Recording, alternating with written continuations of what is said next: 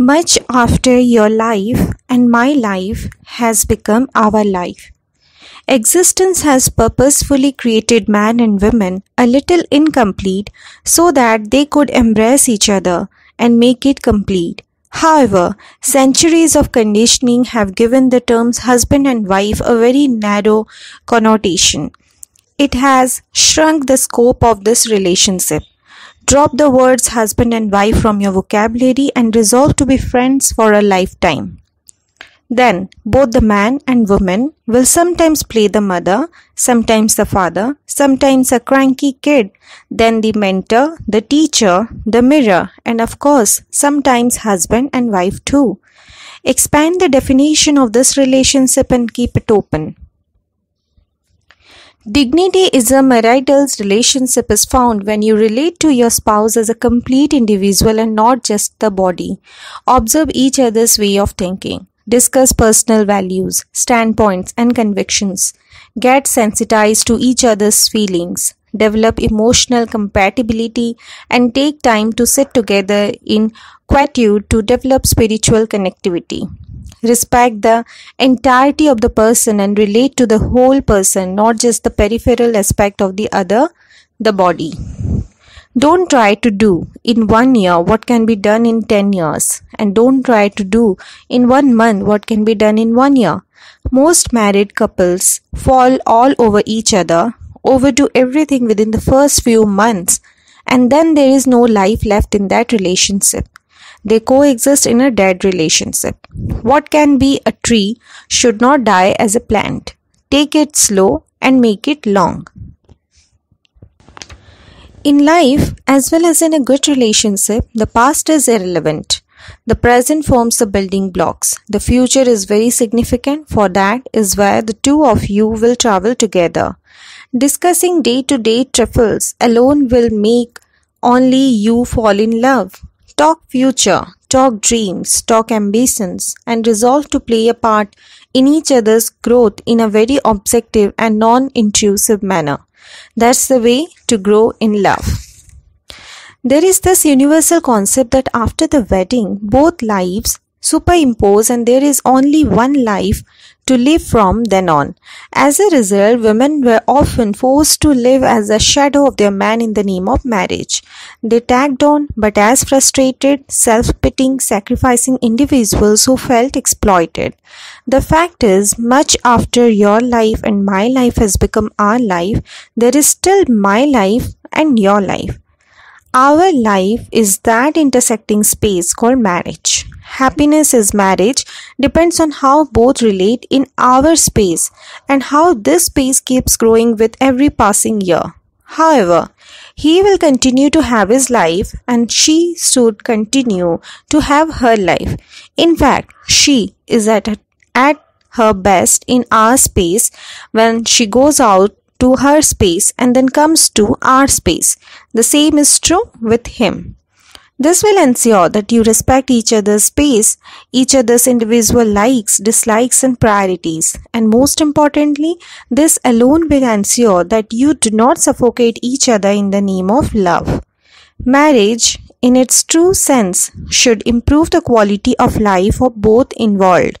Marriage can and should be a continuity of life, magnifying the possibilities for both. A good marriage has to be nurtured and developed. Building a great marriage is an art, so get artistic. It is not a question of whose mistake it is in a relationship, it is a question of whose life.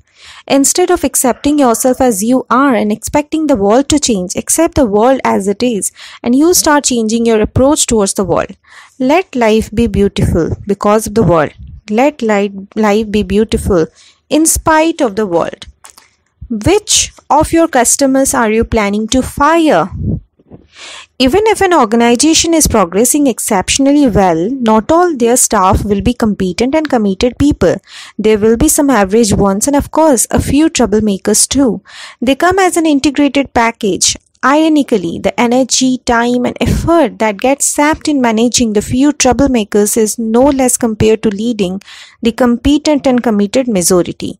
Why give the few so much of you? Why not fire them and invest the resource saved on the productive ones? One rotten tomato will soon spoil all the other tomatoes. Haven't you noticed a non-performer soon forms a team of other non-performers around him? If you can't mend them, end them. Throw the rotten tomato out and save the good tomatoes. Do I sound apathetic? Any organization that sympathizes with non-performers will soon need the sympathy of others. There's nothing revolutionary about this idea. Many organizations are already practicing it. Now my question is, why not sack a few of your existing clients?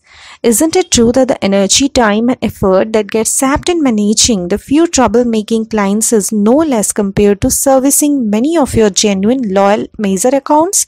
There are some who will remain dissatisfied no matter what you do, no matter how you serve them. They will keep criticizing your product and service.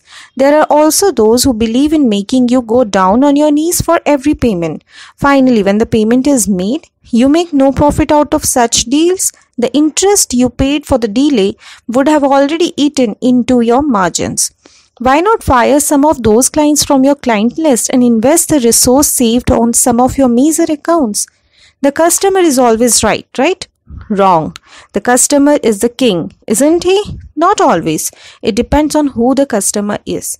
The search is not merely for customers, but for good customers. And it is for good customers alone you become their solution provider and they become a partner in your growth. Truly, a win-win situation. So which of your customers are you planning to fire with immediate effect? Oh, that's a revolutionary idea. Get ahead of people. Do not get even with them. My friend, I recently visited a home for abandoned children. There we spoke to a staff member who was very affable by nature about wanting to make a material contribution to the home.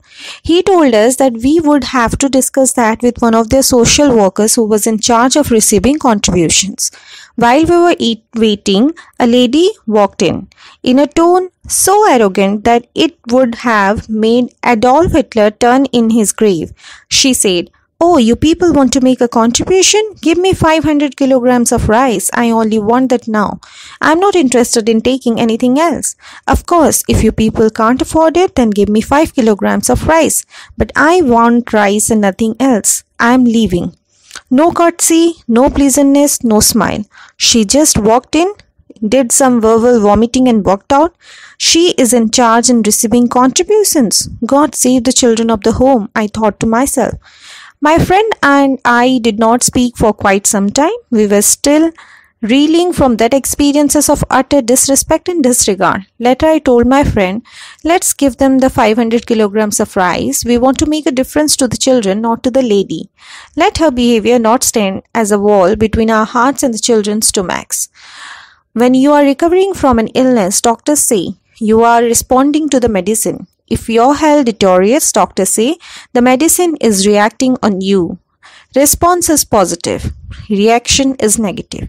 Let us never react to any situation in life, but instead choose our response. Let our behavior not be instigated by forces from outside, but be born out of an internal value-based choice. Let not some man or woman in the world outside parade over our inherent goodness.